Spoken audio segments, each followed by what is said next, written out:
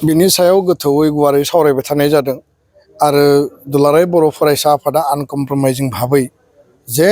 बर' Kachari welfare autonomous काउन्सिलाव आसामाव थानाय कार्बि आंलं डिमा हासाव आरो बिटिआरनि बादै जेसेबां माने गुबुन गुबुन काउन्सिल दङ बे काउन्सिलाव थानाय बर'फोरखौ लाफानानै आरो काउन्सिलाव गोलैयै बर'फोरखौबो लाफानानै जथायै 10-12 लाख जि बर'फोर दङ 36टा समस्ति जि दानांगौ गासै माने बर' हारिखौ इउनाइटेडलि बे अट'नमास काउन्सिलाव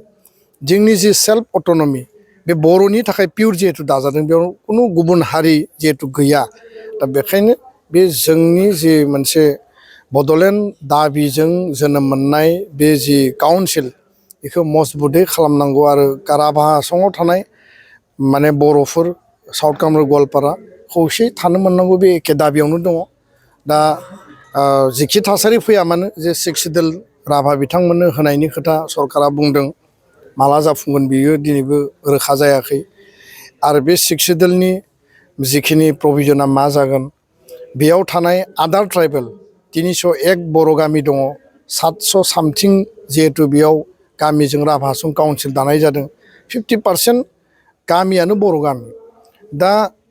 बर'फोरा जिहेतु बेयाव मेजरिटि राभानि उनावनो सेकेन्ड ट्राइबेल मेजरिटि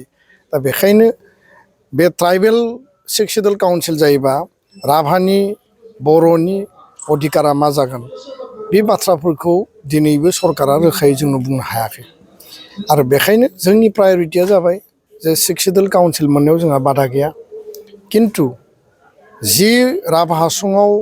301 बर' गामि दङ बेखौ बर' कछारी वेलफेयार अट'नमास काउन्सिलाव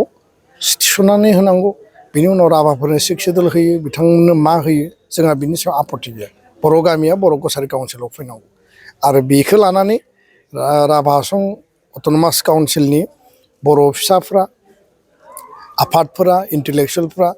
मोजाङै सिन्था सरसा खालामदों जे बर' हारिनि फिउचारखौ राभा हासं साउथ कामरुप गवालपारायाव बबे बिथिंजों लांनो आरो बिथांमोननि जि सिद्धान्त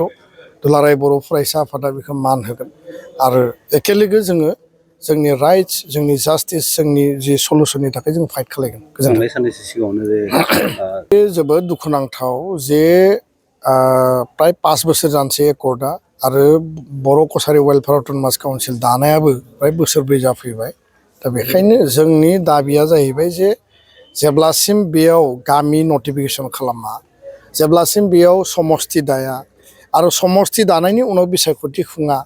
दिनै जि जोंनो बाजेट होदों ग्रामीण एइडनि मुङाव बे ग्रामीण एइडखौ बाजेटारि प्रभिजनाव लाङोब्लासो बेयाव 200-300-400 कोटि जि मोननांगौ जों बेखौ मोनगोन पपुलेसन पेटार्नाव एरिया पेटार्नाव दा बेखायनो दिनै जि अबस्थायाव बिनि बाजेटआ सोलिदों रां बावजाया सोलिदों बे बिराद नमिनेल बे जास्ट टकेन अफ गिफ्ट बायदिल' दा बेखायनो बर' हारिनि गुबै जौगानाया अब्लासो फैगोन जोंनि आखायाव जोङो गावनि जौगानायनि हाबाफारिखौ अब्लासो जोङो लानो हागोन जेब्ला बेयाव गामिया नटिफाइ जागोन बर' कछारी एडमिनिस्ट्रेटेड भिलेजेस बिनि नटिफिकेसना जेब्ला जागोन समस्तिया दाजागोन आरो बेयाव बिसायख'थि खुंगोन दा बेखायनो डक्टर रनज पेगु बिथाङानो जा आसामनि गिबि मन्थ्रि बिथाङानो जा जों फिन जोङो रेज खालामदों आरो जोङो माने स्ट्रंलि बिनि सायाव दाबि दैखांदों जे गोख्रैनो आसाम सरकारा गामि नटिफिकेसननिखौ जि बाथ्रा बेखौ आबुङै रोखायै मावफुंनांगौ आरो राभा हासंनि जि जेंना बे जेंनाखौ काउन्सिलजों सावरायनानै बर' आफादफोरजों सावरायनानै सुस्रांनायनि लामाखौ दिहुननांगौ गोजोन्थों।